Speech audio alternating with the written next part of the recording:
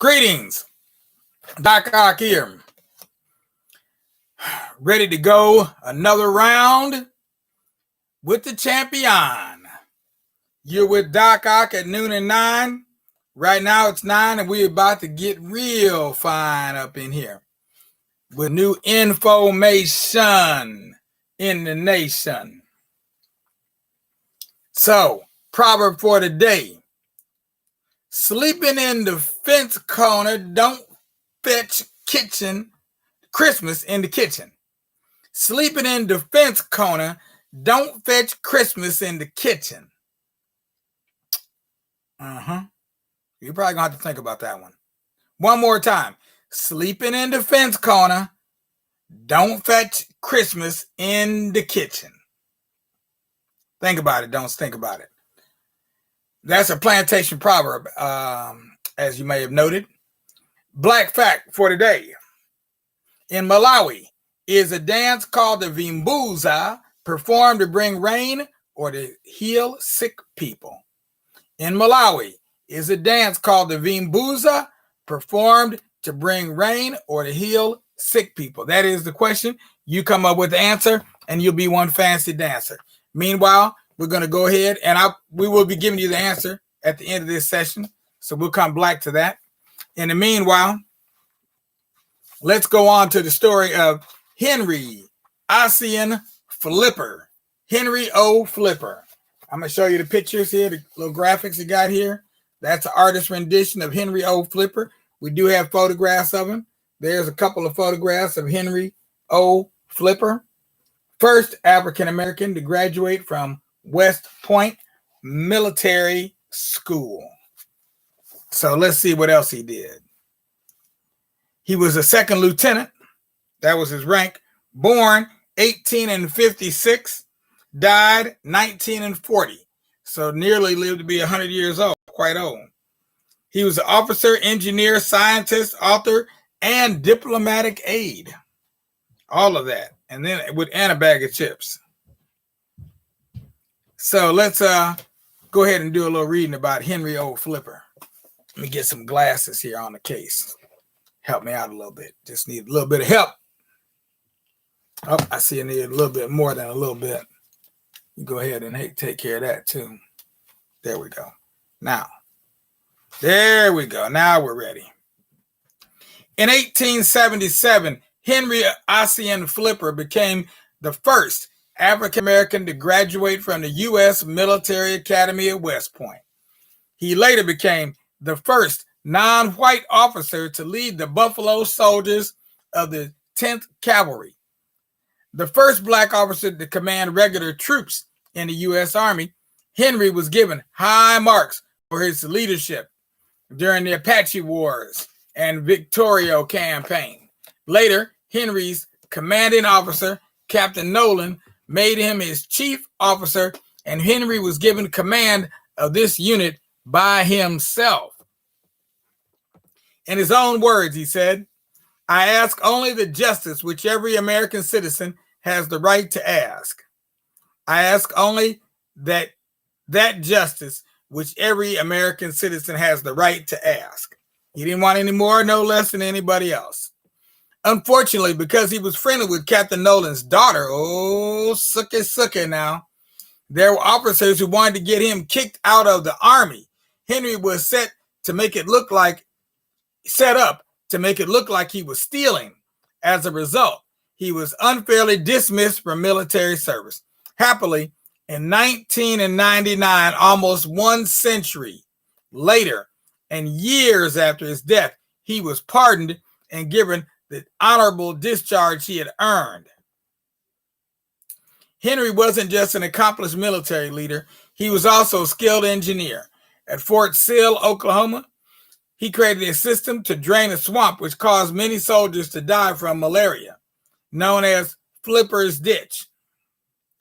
It quickly helped eliminate the disease. Today, it still controls floods and erosion as part of Fort Sill's historic landmark and National Register Historic District.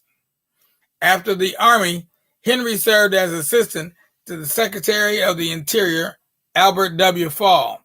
He worked in Mexico and Latin America, writing legal and scientific works and translating Mexican land laws and Venezuela's law on hydrocarbons. Hydrocarbons, they had that back then. He also published numerous books, including The Colored Cadet at West Point and Black Frontiersman, the memoirs of Henry O. Flipper, first black graduate of West Point. In 1977, a statue of him was unveiled at West Point. Since then, an annual Henry O. Flipper Award has been granted to graduating cadets at the Academy who exhibit leadership, self-discipline, and perseverance in the face of unusual difficulties. So, Lieutenant Flipper is widely considered the first African-American civil and mining engineer and was a member of the Association of Arizona Civil Engineers. And last but not least, in terms of that malaria, it was spread by mosquitoes. It's a disease, with a high fever and shaking chills. Even today, malaria kills hundreds of thousands of people around the world every year. So, what state was he from? It says his U.S. Military Academy at West Point is in New York State. And next to the Hudson River, New York's flag also features the Hudson River, but not featured primarily not on the actual flag of the city, though. Okay. See, now controlling malaria was crucial to many construction projects like the Panama Canal, because many workers died during those projects, not only from accidents, but from the illness or just being too weak to get up out of bed even. Because it can really, that malaria is no joke. It can really get you down. Really get you down. So, let's see what we have now for the answer to our question from yesterday, which is, let me look it up again here. Oh, here. Excuse me. Black Facts question for today. In Malawi, is a dance called the Vimbuza performed to bring rain or to heal sick people? And the answer is, drum roll please, bam. The winner is